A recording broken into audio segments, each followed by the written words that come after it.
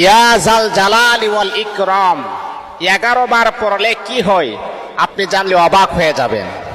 দেখুন, ইয়া জাল জালালি ওয়াল ইকরাম এটা হচ্ছে আল্লাহ পাকের একটি গুণবাচক নাম।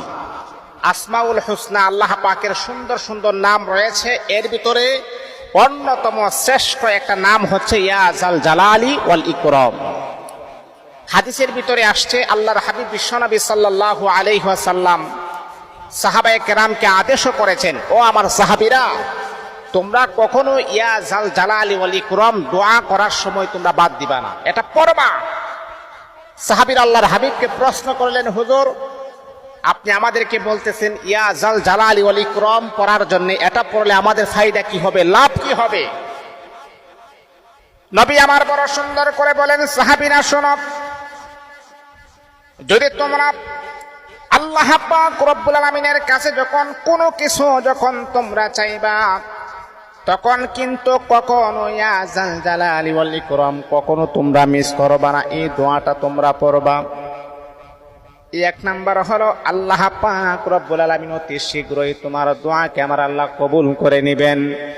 2 নাম্বার হলো ইয়া জাল জালালি ওয়াল ইকরাম যদি বেশি বেশি পড়েন, আকাশ পরিমাণ গুনাহগুলোকে আমার আল্লাহ ক্ষমা করে দিবেন।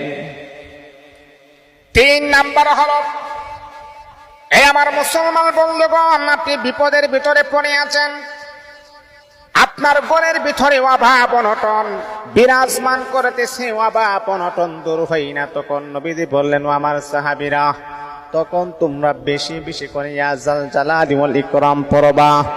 এমনকি তোমরা তাসবিহ পড়বা, যেমন করে আমরা তাসবিহ পড়ি, আল্লাহ পাক রব্বুল আলামিনের নামগুলো আমরা তাসবিহ পড়ি, লা ইলাহা ইল্লাল্লাহ, লা ইলাহা ইল্লাল্লাহ, এমন করে করে আমরা তাসবিহ পড়ি না, তাসবিহ পড়ি।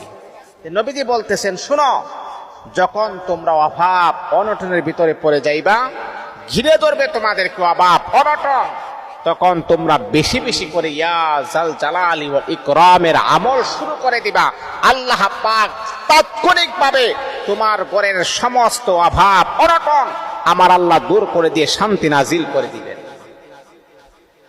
ইয়া জাল জালালি ওয়াল ইকরাম পড়লে মনের আশা পূরণ হবে। যদি আপনার সন্তান, আপনার মেয়ে, আপনার স্ত্রী আপনার কথা যদি না শুনে, তাহলে আপনি বেশি বেশি করে ইয়া জাল জালালি ওয়াল ইকরাম পড়বেন। তারপরে আল্লাহ পাক রব্বুল আলামিনের কাছে 2টা হাত বাড়ায় দিয়ে বলবেন, রব্বুল আলামিন, আয় আল্লাহ, সন্তানটা কথা শুনে না।